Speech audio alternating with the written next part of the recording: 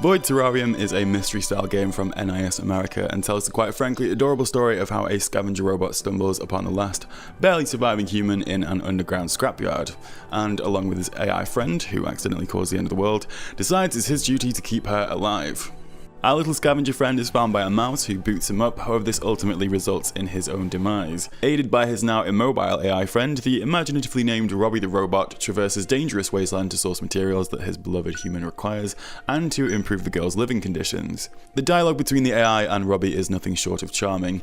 They discuss her needs and try and find a suitable name for her, with the AI claiming that human names are just too difficult, but ultimately agreeing on Torico, or Torico, sorry the game is only in text form. The game deviates from others in its genre by refusing to focus on the helpless little girl, however. Instead, we're treated to an endearing relationship between Robbie and the very guilt-ridden AI.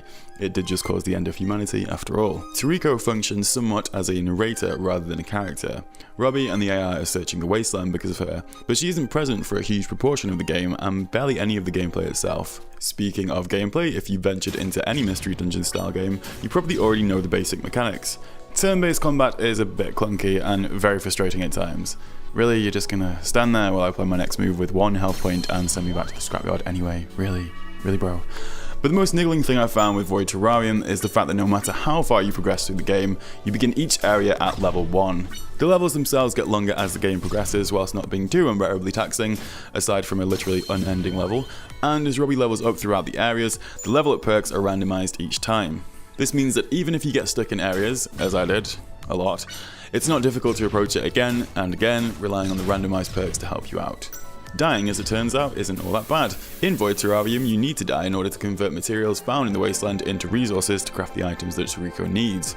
Another frankly adorable add-on to the game is the fact that beyond a certain point, you craft a handy little resource called the Pet Nanny, almost like a Tamagotchi, which the AI pretty hilariously informs us humans created to distract their children, true, which enables you to keep an eye on Torico as you traverse the wastelands, enabling you to drop food for her, play with her, and just generally keep her happy. You know, like a Tamagotchi. One of the driving forces behind the game, especially when the turn-based combat began to irk me a little, was the ability to decorate Torico's terrarium. Say that 10 times. This may sound superficial, but actually each item of furniture crafted will buff Robbie's abilities, thus making him more of a threat against the encountered monsters. More importantly though, the personalization is just fun, which was definitely what NIS was striving for when they created Void Terrarium. If you like a good, engaging story that doesn't take itself too seriously, then this is a quality title I can recommend. The further you get into the game, the more the game throws at you in terms of new enemies, weapons, mechanics, and so even when you're losing, you feel like you're learning. I was always excited to see what would come next, and my only qualm with the game would be the price point. For a game that barely scrapes the 20-hour mark with basic gameplay, it could be argued that $60 is very steep. Personally, I do find games like this to become repetitive, and on the basis of trailers, I'd probably not have spent that amount on Void Terrarium.